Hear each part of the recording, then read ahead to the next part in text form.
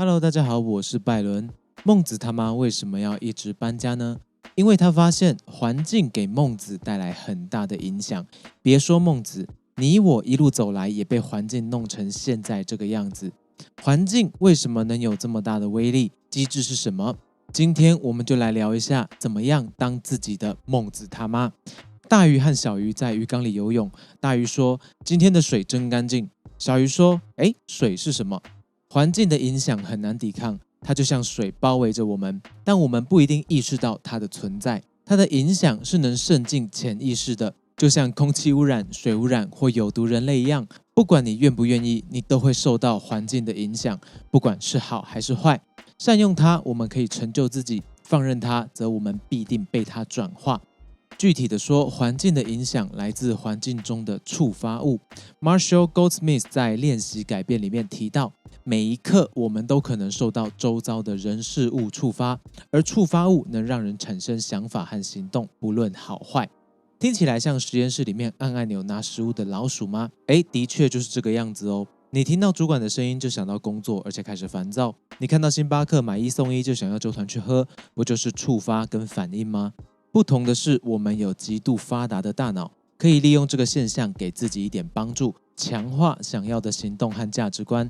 拿减肥这件事当例子，如果每次运动前你都要做一堆准备，那阻力就很大，大到你最后不运动。而如果你只要穿上运动服就能开始运动，甚至装备这样的触发物就摆在眼前，你起身运动的几率就高很多，因为在环境中有触发点，而且阻力变小。换个例子，假设你桌上总是放一些饼干这样的触发物，你没事就会摄取多余的热量，这个是可以预期的。但要是房间里面根本没有引起你食欲的东西，你也不会没事搜寻什么地方美食 IG， 你就不会随便有想吃点什么的念头。所以，如果你让自己处在轻易可以开始运动、没有垃圾食物讯号的环境，光做好这2件事，你健康瘦的成功率就提高很多。在刚刚那2个例子的情境内，你有需要下什么决心鞭策自己吗？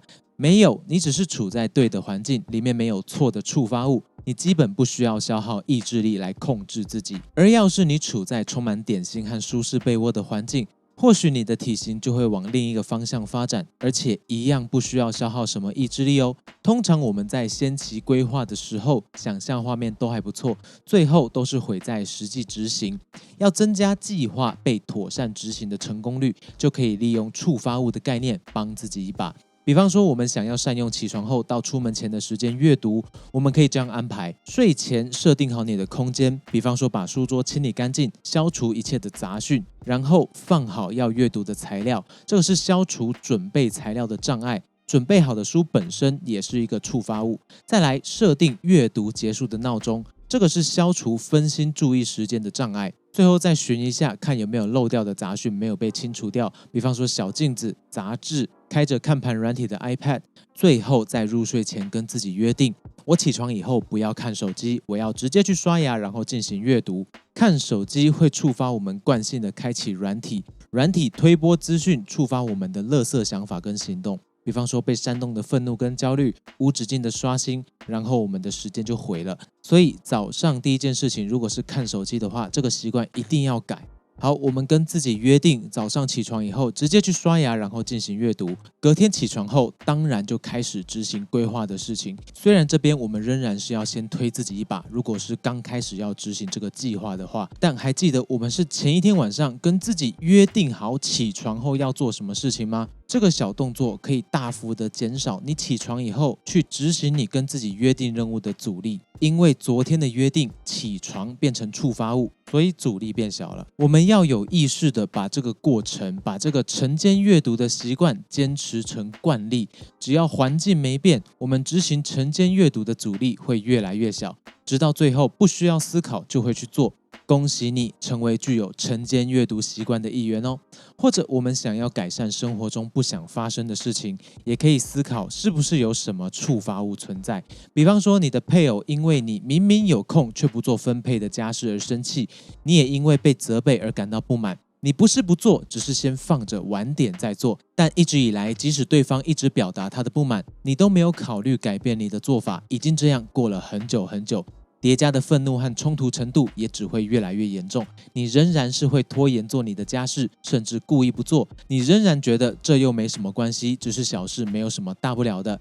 切记，冰冻3尺非一日之寒。小小的不满会发展成重症，最后成为关系里面巨大的毒瘤。千万不要小看它发展的程度，我们可能快来不及了，应该要快一点采取救援行动。在这个简单又常见的例子里面，解决方式很简单，很明显，让配偶进入抓狂状态的触发物有几个。第一个，分配给你的摆在眼前的没人解决的你有空却不做的家事。第二个，你讲不听的态度。对方的要求其实很合理，你就甘愿有空的时候先把家庭任务完成就好，不过就是调换我们耍废跟做例行任务的顺序而已。这样一来，摆烂的你跟你摆烂的家事就不存在，配偶的愤怒自然也不会被你触发，你甚至可以主动表示自己表现很好，想要一点赞美，来修复一下你们的气氛。好，那么我们总结一下，想要好好执行什么规划或改变某一些惯性，在我们力所能及的范围内，减少错误的触发物，来减少错误行为被触发。另一方面，增加正确的触发物，减少正确行为的障碍，进而提高正确行动产生的几率。最终，这些都会反映在我们的整体上。就算环境中有我们无法处理的触发物存在，也会因为自己能够辨识或预期它们的出现，所以能够先有心理建设或应对准备，多少降低他们的负面影响。